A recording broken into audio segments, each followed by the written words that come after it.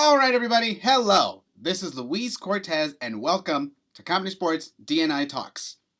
I am the director of diversity and inclusion at Comedy Sports Chicago. I am also a longtime ensemble member, both here in Chicago and in Los Angeles.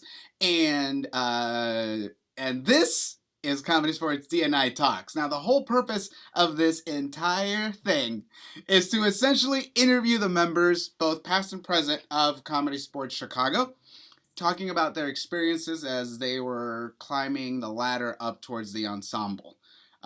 Just hearing different people's experiences, being able to catalog these things so that many of our ensemble members and audience members can hear these stories and know that they're out there and be aware of people's experiences so that, A, we can change our own theater's behavior to make sure that some of these things don't happen again, or to make sure that they do continuously happen again, depending on what the situation is, and also to normalize these sort of conversations within our own ensemble and within our own theater and our own communities. Today, I am being joined by one of our newest ensemble members. She's part of our newest class, the class that I dubbed our COVID class.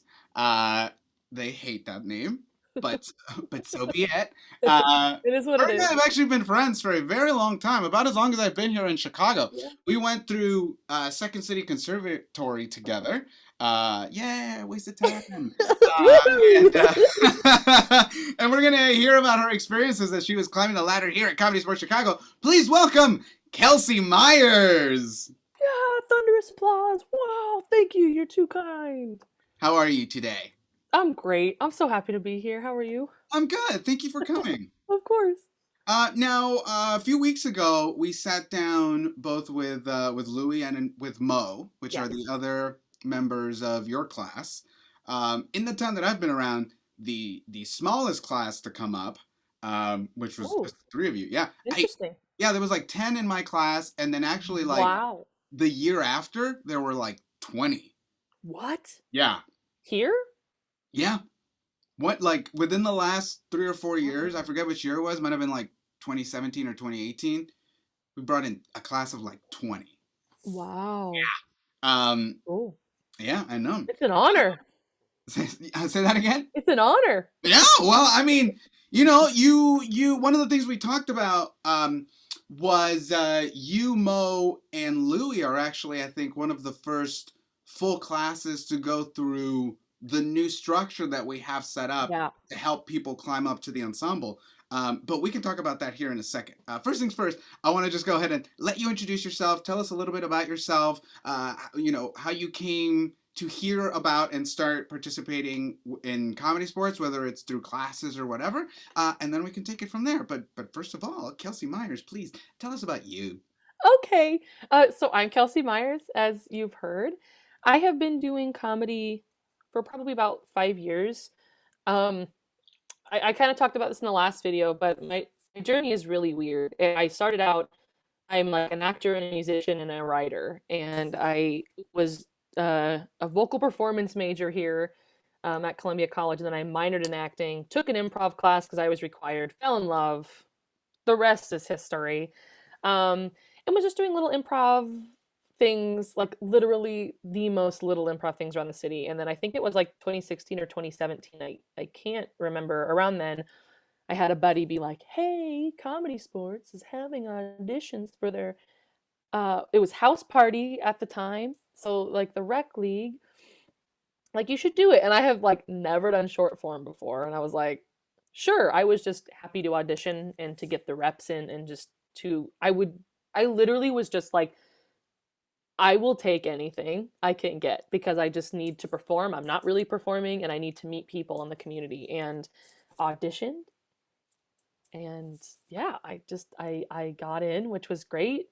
And that I started, and I've been doing it ever since, which is great. And like you said, yeah, just doing house party, and then I did that for like 2 years, and then got into um had a blast. Let's take a minute to say that was so much fun. Like Do creating our you, own show. do you remember your audition? Oh, yeah. Yeah. I remember what I was wearing. I remember everything. Tell me Um, about the audition process. so my very first audition, um, I remember like walking in. I had never been to Your Comedy first time in Store. the building. Yeah, so like Okay. I like to not to expose myself, I had never been to a show. I'd just been like, "Oh, that seems really cool. Like what a cool concept." And just was like so green. I also worked nights, so I was like, I don't have time, but like how cool. And so I went in and like immediately I will say that auditions for comedy sports are in my memory the most fun and like lax environment. Like supportive, I think is another good word. As I walk in and everyone's like in the lobby and then we're all in a circle like, hey, it's you, or like good to meet you. And you just everyone was friends. It didn't matter what your resume said or what your intentions were. We were all just like the best of friends for that like half hour. And then I love like that there's someone there warming us up from the ensemble, and it just made it just so much more approachable. um yeah, and just like we did some warm-ups. I think we probably played like five things or something. um and yeah, just walking in and like I love like when you walk into the room. For those of you who have never been to one of these auditions, is you walk in and it's like almost like everyone from the ensemble is there, it seems, but everyone is like cheering for you and they're like yeah, and you're just like wow, what a really good way to go in, because you go into They these play music. improv. Yeah, there's music. It's And they like and they blast okay. music. Everybody stands up. They start applauding. Like because you go into audition for other theaters and it's like 10 in the morning and you're wearing a suit and you don't know these people and everyone, it's just silent. Everyone's like Yeah. hello, good, hello, like this is improv, get bent, like let's have fun please, like. And so that's what I love, and it was just supportive and let's get a suggestion, and it's like you guys would do this over and over but you didn't seem tired of it, which Oh, was cool. I was. I'm sure you were, but I I am. didn't I am. feel I am most definitely the Grinch of the group. Um, it. and the thing though is like that whole shtick to me at some point eventually is like, ah, oh, come on. But that's me. It makes Yeah, me happy that everyone else is like, and it's not like I'm just the only one. Like I'm gonna sit here and grumble while everyone else says. I get up, I applaud, but I'm obviously not as big as everybody else, yeah, which makes me happy that like, please, please, please, please, because that is not my jam. But I'm happy that we have that, and I'm yeah, happy to hear that it actually does put people at ease. it I does. often I often wonder because I'm always like, are we taken seriously when we do that, or are people like, eye roll, or and I'm sure it's I a little love bit of it. everything, but knowing that it actually does help alleviate and keep people calm makes me feel good that we continue that tradition. Yeah, It's not my it's favorite, great. but I'm happy that it's there because you're right. That environment is already so tense and it's already set up in such a way that like at least with improv auditions, it's like a person of color. You walk in and you're like, whitey, white, white, whitey, whitey, white, white. Sure. And immediately you're just kind of like, okay, all right, I know what this is. Yeah, it's like improv auditions are. I'm sorry, they're so stupid. Like they're like, "What's your brand?" And I'm like, "You're not gonna see my brand at 9 a.m. in a room of people that I've never met before. Like you're not." And I'm not saying I need to be warmed up and I need this and I need. It's just like no, like you know, eh, come on, I'm not gonna do my best. And so like little things like that of just like, hey, take a deep breath. We're all in this together. And like comedy sports always says something that like regardless if I'm brand new to the building or if I've been here for years, it always makes me feel good when I hear it. It's you belong here. And they don't just say that comedy sports, they make you feel that way. And that is an example of you belong here. Is even if you don't make a team, we're so happy you're here and we can't wait to see you again. And it's I would comedy sports kind of does this thing. It's like I would much rather try my best and fail, but know I tried my best and did the best I could than not do it at all. Not doing it all, yep. And I think like yeah, it's cheesy, but at least you were nice and welcoming. Like, hard to argue with that. Fair. Good, good, good. I mean, and again, like that Yeah, here we that is are. something that for me as a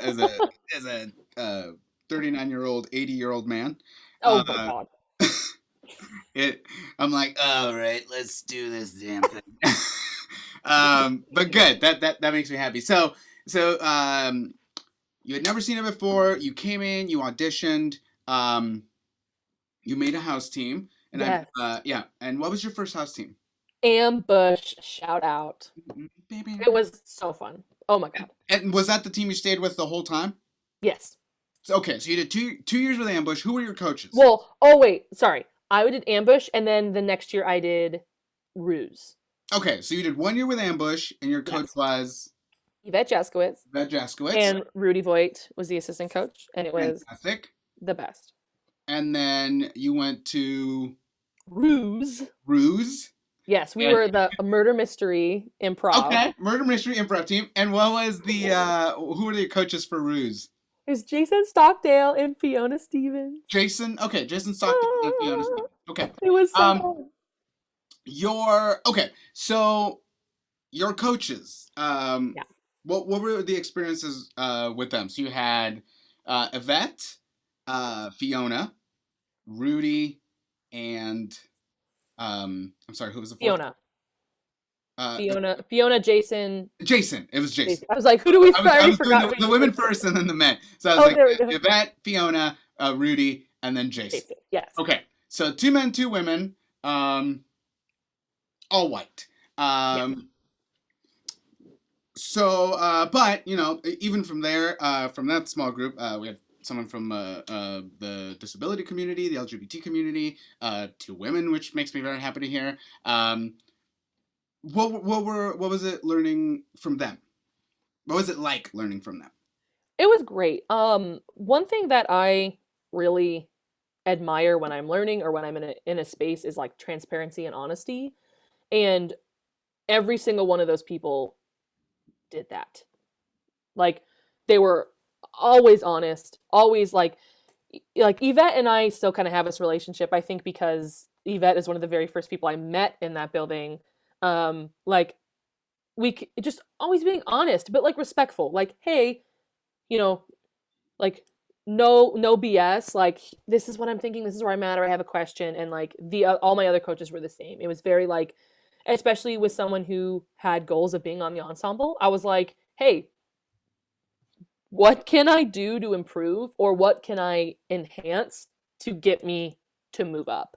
And every time I would either pull them aside, or if it was during a specific like one-on-one like check-in, it was just awesome getting that honest feedback I would never get anywhere else, and I wouldn't get from anyone else, which was cool. But yeah, very insightful, very respectful, very honest. Um, like a truly like I want to see you succeed relationship with all of those people, which was pretty stellar. So you did 2 years of House Party, which Yes. we now dub Rec Rec League. League. Since then, the structure, as we talked about the last time, has changed. So now essentially the structure for coming into the ensemble has become either going through the classes and Mhm. then auditioning into a Rec League team, or just auditioning straight into the Rec League, and then from there, minor league, and then ensemble. That's Yes. kind of the through line that we've created. We had a very similar through line in LA, Oh, except we also had our high school league and our college team attached to that. that's see, I'm from Iowa, so I didn't get that I from when I. started, that's why That's I've been cool. doing this for so long, because I started my junior year in high school. What? Wow. So when I tell people, like, I started improv in 1998, and it's like, what? Because I was 17 and it came into my high school, and so I started improvising with Comedy Sports then, and I've What? been improvising with them ever since. That is really beautiful. That's poetic. But Oh, it helped me in the sense that, like, I knew the style from the time I was right. 16. So when I auditioned for the ensemble at 23, 24, I was like, this is old salt. Like, I've done this for Right. I decades. think that's another big thing too, like not to change subjects, but just to add something is like I think that's a really big reason why you should never compare your path to someone else's, and you should just put on blinders and go because like I'm from Iowa. Like we had improv, but it was like if you join the speech team and it was like very minuscule. It was nothing near of like here's structure and here's a game and it was It was just the nothing like basic idea of improv. the basic idea of make it up. Make it up. Here's what's happening, here's who we are, and here's where we need to get in 5 minutes. Like that was it. Go. And then didn't do improv again forever. So it's like And here's the thing, that is a don't very yeah. advanced style of improv. Oh my gosh, To that's give why I someone think when I got into the improv community and I was like, oh, I know how to do this because in high school they were like, go, and I was like, okay, like they what? threw you in the deep end. Like what you just Yes, explained is how Christopher Guest makes his movies. yeah, it was just like Literally, like the we don't have scripts are time. like, you're starting here and we need to end here. Get me there. Okay, if you Go. want, I will get into it. So like we drew from a hat three situations. A drill sergeant teaching kindergarten, going camping. Like so, you had to take pick one of those, and then you go okay. Then we had like I think 2 or 3 minutes to be like, here's a situation. Who can we be, and what is like a fun twist at the end? So, for example, if it was like camping, the twist we did is we were all so scared. We were all so scared, like, oh, this is so scary. I don't ever want to go camping again. But the twist was, I'm never going camping in the living room again. So we weren't even out in the woods. We were like built a blanket for it. We were like, that's so funny. But like, but I just planted a seed for where I'm at now of like, all right, what's the punchline? It's like a Yeah. blackout. What's the punchline? But yeah, so cool. Put the blinders on because you've been doing improv forever, and that's so cool. But I haven't been doing it for that long. But like, it's all about what you make of it in the time that you have, I guess, and learning from other people like you that I've known forever, or Yeah, but also, like even still, I did comedy sports for so long, but when I was in LA and was like, well, let's spread out, I went over to like Improv Olympic West, which is now defunct. They're all Never heard of defunct. it. Never heard of um, it. but I started setting there, and it took me probably a good 3-4 years to actually like get long form and start auditioning into Yeah. teams. Like I auditioned so many times. I, But yeah. I don't want to talk about me. Well, I think that's a big thing. Let's talk about it. It's just like you spend so many years learning improv, and it took me until about now to start understanding what my brand is, and that's when the fun starts. Is like you learn about improv and you're like, oh, I think I got it, and all of a sudden it just like clicks, and then you start being yourself, and then that's when you start getting teams. That's when you start booking shows. That's when you start just having fun, and it, it's the and best. yeah, it's when you're able to insert yourself Yeah. into all the lessons that they've taught you is really the Yes. biggest thing. Yes. It's uh it's essentially once you can start doing like scenes with someone without mouthing their words. It's that idea of like you got to find that comfort zone of like, oh, and I remember it's so funny. It was still so long ago. It's like 2005, and I still remember the scene where in my head it went, oh, Yeah.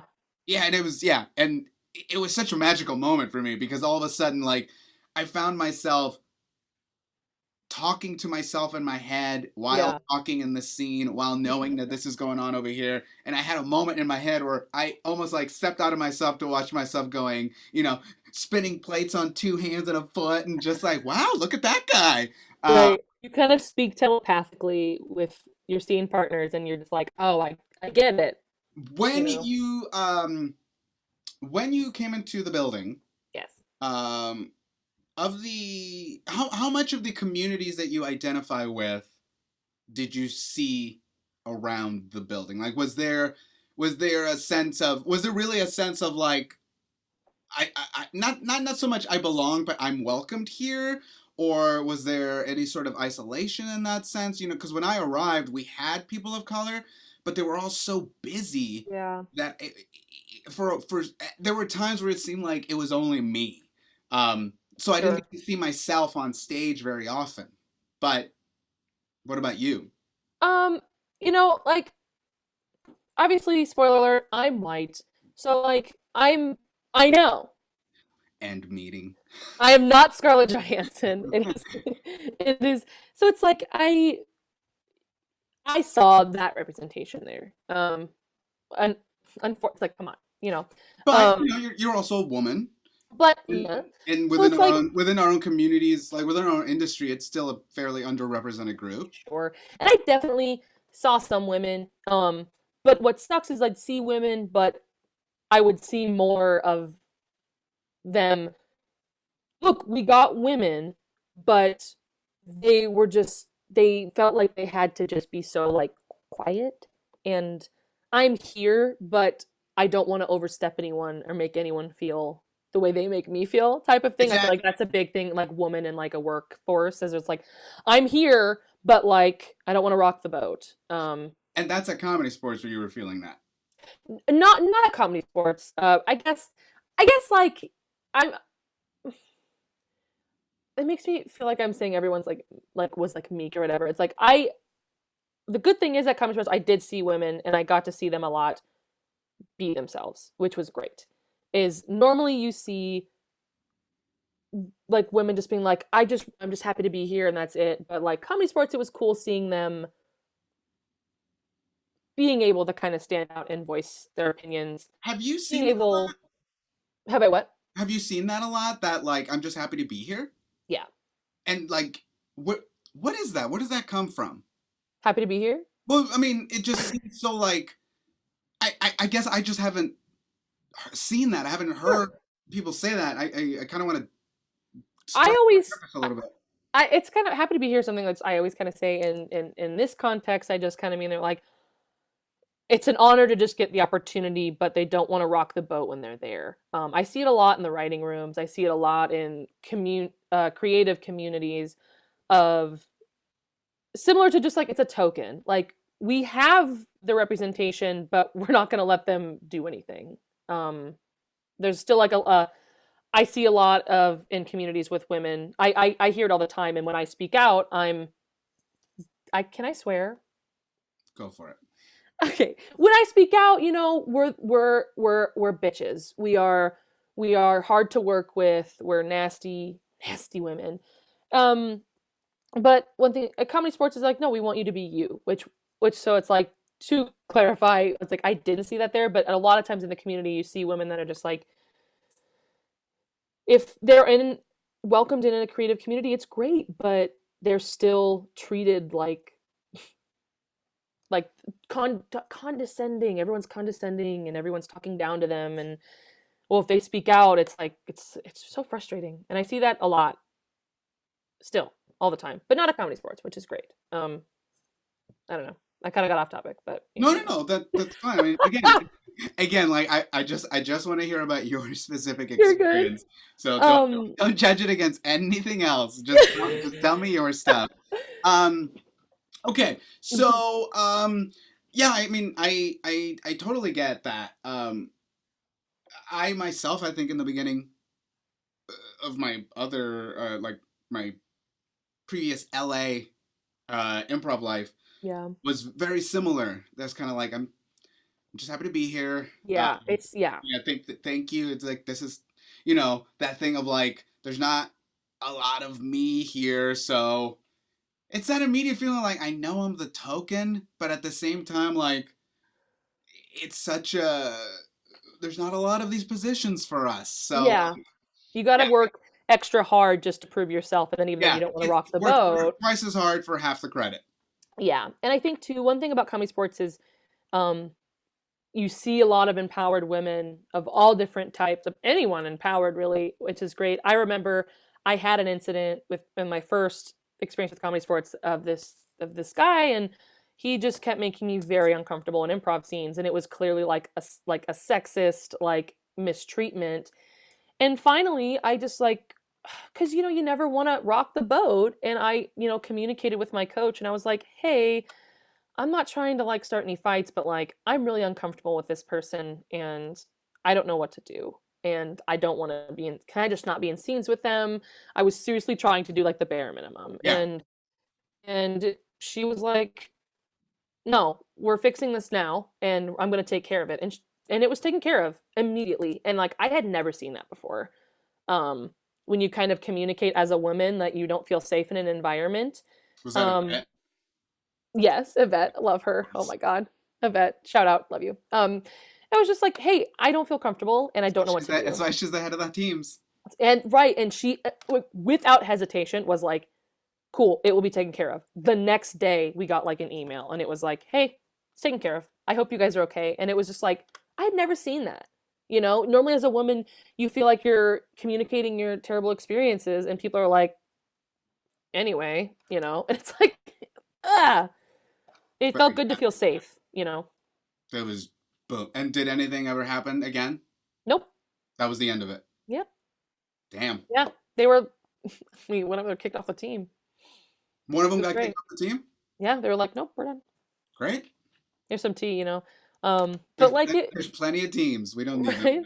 It was just, I had never seen that before, and that was the moment I was like, "Okay, this is not like any other place." Like my voice as not just a person but as a woman matters. And the other girls kind of spoke out too, and they were like, "Yeah, we, felt very similar." So it just felt good to just be backed up and be listened to because you don't You get that a heard, lot as yeah, a you heard woman. and believed. Yeah, and comedy sports, they give a crap, and that felt cool. I had never experienced that anywhere else. Wow. Wow. That you makes me know. really happy to hear. But also on a similar note too, like when I started comedy sports, I wasn't really like on in the topic of being queer, I should say, wasn't really like super out. Um, but like that was another thing that it was really easy to come out after seeing their representation at comedy sports too, because there were so many queer people, and that felt really cool. And they were like, not only are we queer, but we want you to hang with us. And I was like, Come be okay. queer with us. I was like, okay. And so I wasn't out really, kind of, but I was like, I'm playing the pride show.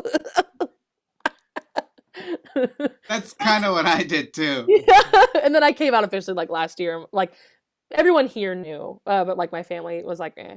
And here's the funny thing, I never had like a formal coming out or anything. It's a Because weird topic. it is, but to me, it was more the fact that like I had kind of figured out like what it is in my head. I just didn't have a word for it. Yeah. And then all of a sudden I heard that and I went, "What is that?" And someone explained it to me. And I went, "Oh, that's me." Like Yeah. now I don't have to say a whole paragraph. Now I can Yeah. just say queer. Yeah. Um, Exactly. which Exactly. for years I was like, but because it wasn't a wow, it was just more like, oh, is that what that's called? Cool. Glove, glove, glove. Like I just didn't care. Yeah. I was just like, now I have a word for it. Awesome. How does that affect you? It doesn't. Why? Because when I'm being that, that's more Well, of it's a because personal thing they with make one other it. person. Yeah, they make it like you have to do this big coming out thing, and it's a big deal, and it's a big deal to me that I found an identifier and I found a community that accepts me, and I get to do my craft that I Right. love doing. But they're like, you have to do this big ordeal of coming out and letting everyone know. And I was like, or I could just be happy with myself that I have a word that I love and can identify with, and I can feel comfortable, and then I can go on stage and look, and there's all these other queer people and all these other people with journeys and different identifiers, and like that's I'm just a normal person, and Yeah. like this most recent queer show, I think the most recent pride show I think was like the like that was a big like bookmarked moment for me, as that was my first time playing with the ensemble, and it was kind of like a little like it wasn't like a like we could swear, we could say we played like sex with me, and it was like, oh my god, okay.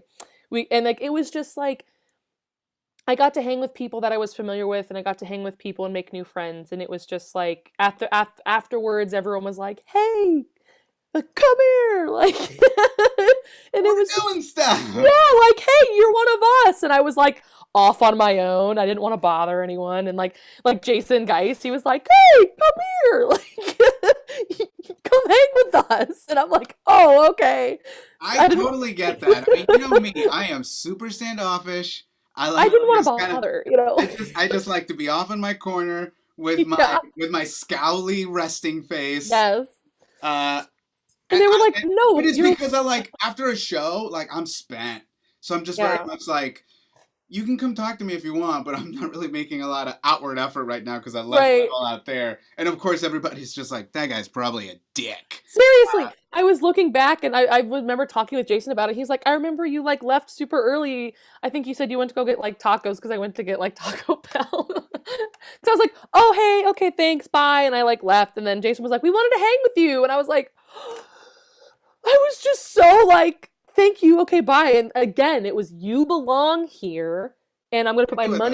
I'm gonna put my money where my mouth is, and show you that there's other awesome people here like you, and we want like, get over here, like you belong here. And it was just like, oh yeah, okay, cool. Like I'm gonna get out of my own way for a second and just be thankful and be one of the other like badass, like queer people, queer women on the team, and just give hope to other people who are just starting improv or wanting to know where People their in the journey audience is. can see it on stage. Exactly. I was like, Exactly. Yeah. I never once thought I would be at Comedy Sports, and then here we are, and it's easily the most welcomed I've ever felt in the community.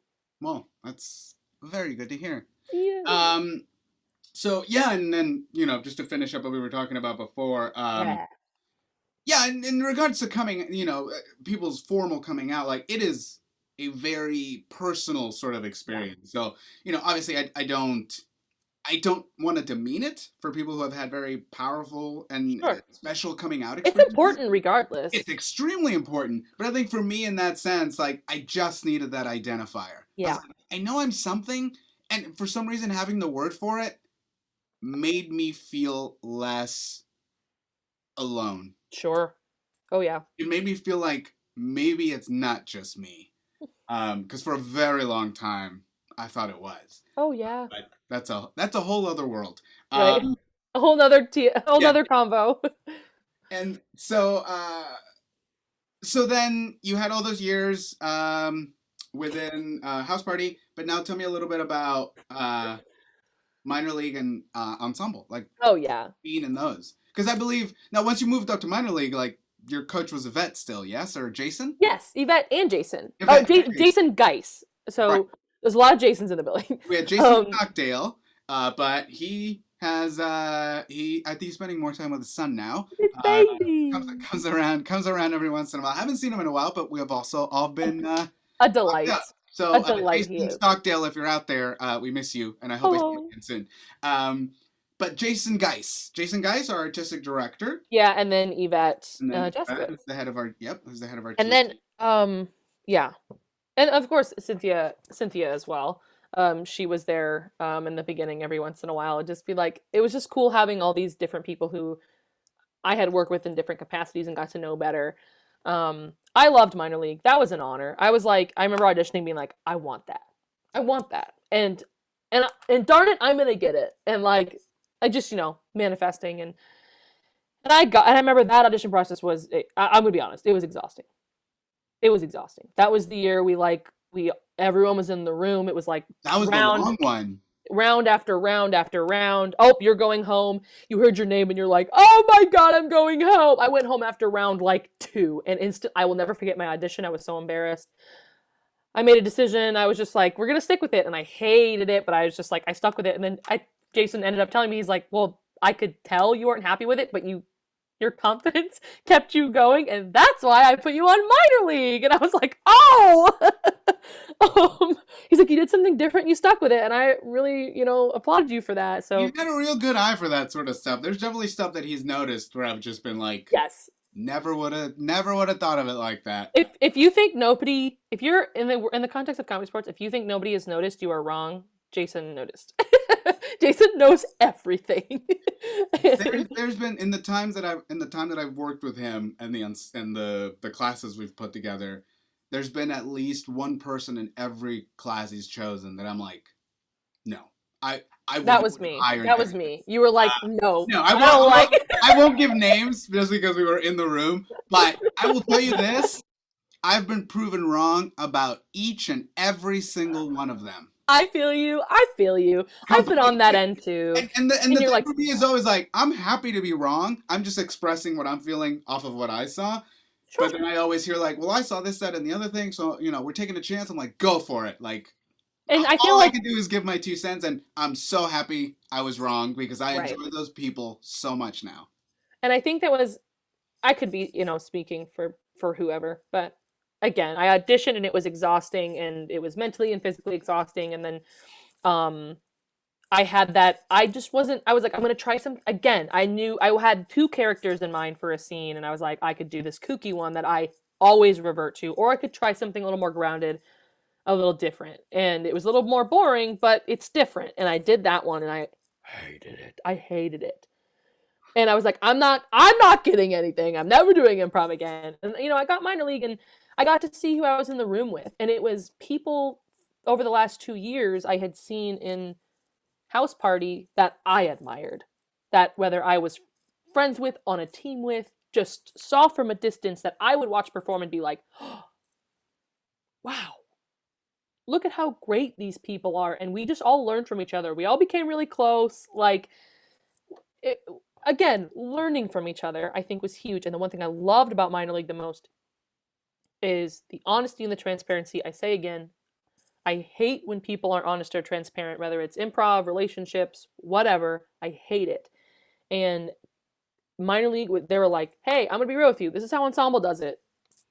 You don't like it? Like, no one was mean or awful, but they were like, So this is how Ensemble does it, blunt. And like, we want you guys to be the best of the best. And I remember there were days I was just like, fuck, this is a lot. Like, this is a lot. But I was like, I want to get there and I'll do it. I'll jump through that, over that fire, whatever I got to I mean, do. And essentially, the idea behind the minor league is if we need, like, if there was a rehearsal and a show in another room, and for whatever reason, all of a sudden that cast couldn't do it, I should be able to pop my head into that room and go, you, and you, come here, yep, you're doing a show, let's go. exactly.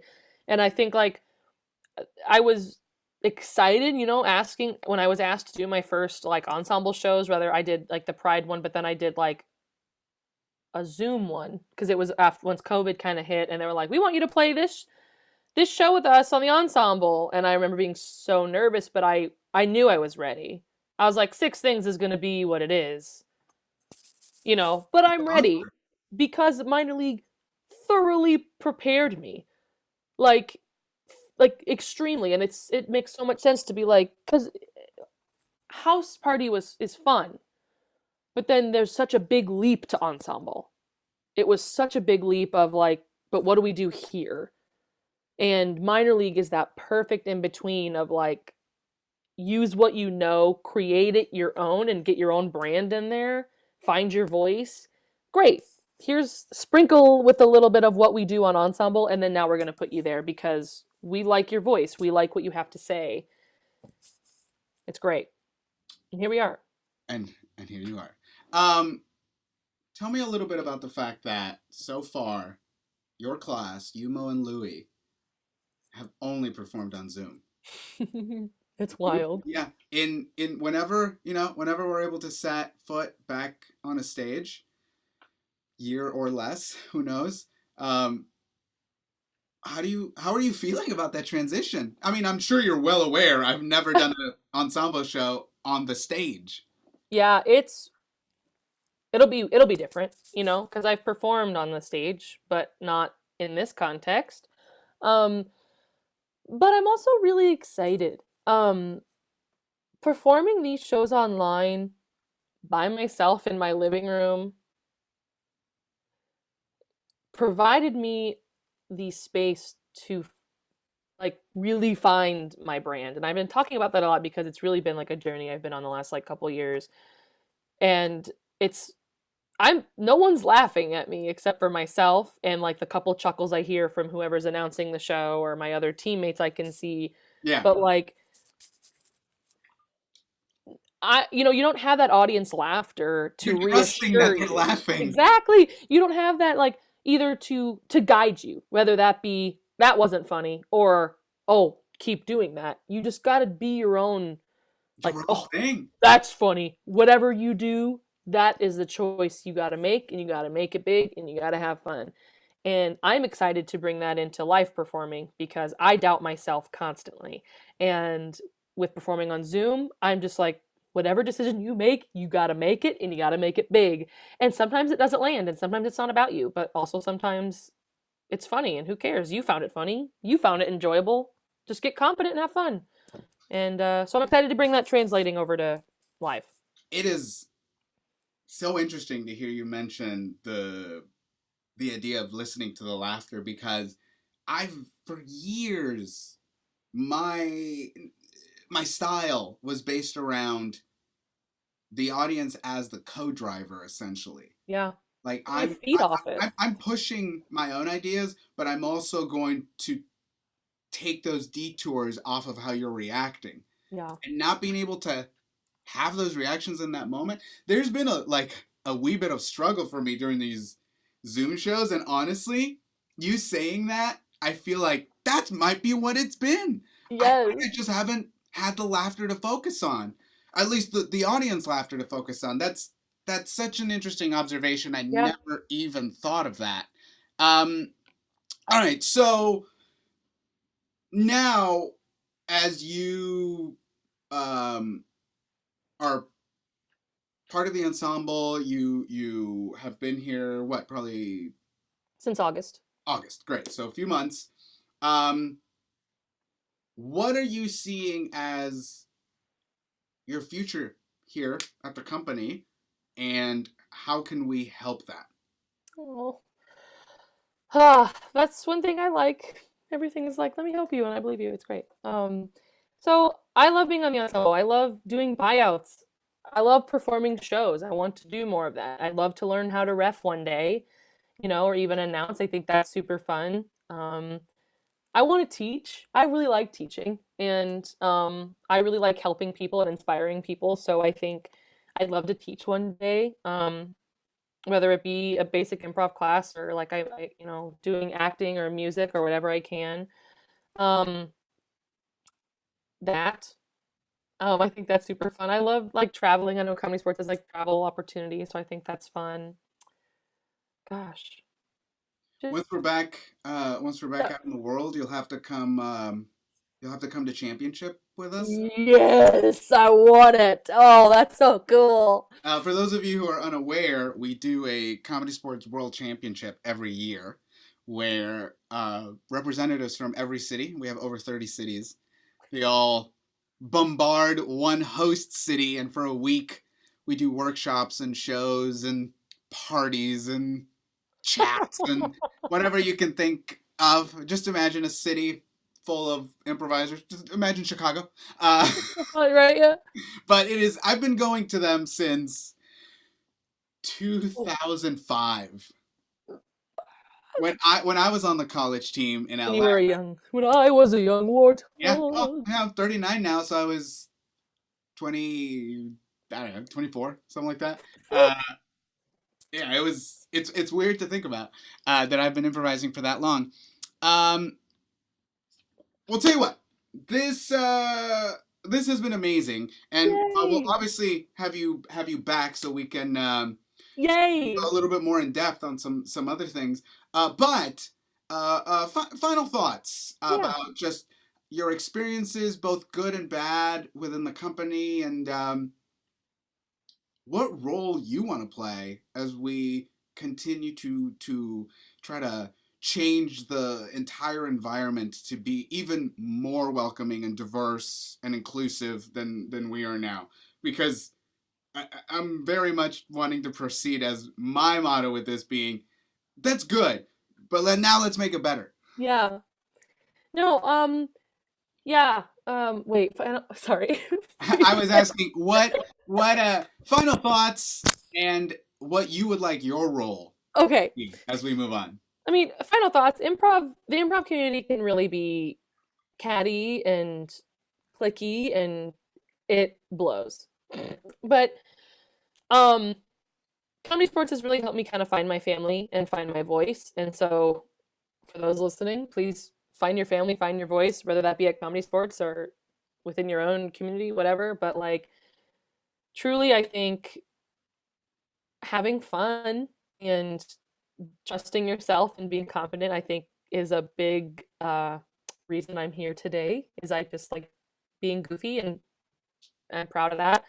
Um, a role I like to play is I'm a very talkative person and I like communicating and I like helping other people and inspiring other people. So I'm always happy to help do that, whether it be in a show or coaching a team or teaching or whatever I can do to help let people know. Um, that like, hey, you're valid no matter what, if you're if you're plus size like me or if you're, like a queer woman, like you're welcome and you have space. And I think improv is kind of therapeutic. It kind of helps you and comedy sports is really good at It's just a little ball of misfits, and they're all like, "We love you," and it's just nice. So yeah, It is. like I wasn't paid to say this. It truly is like it truly is like the one place that puts the money where the mouth is, and they're like, "Nope, we care about you."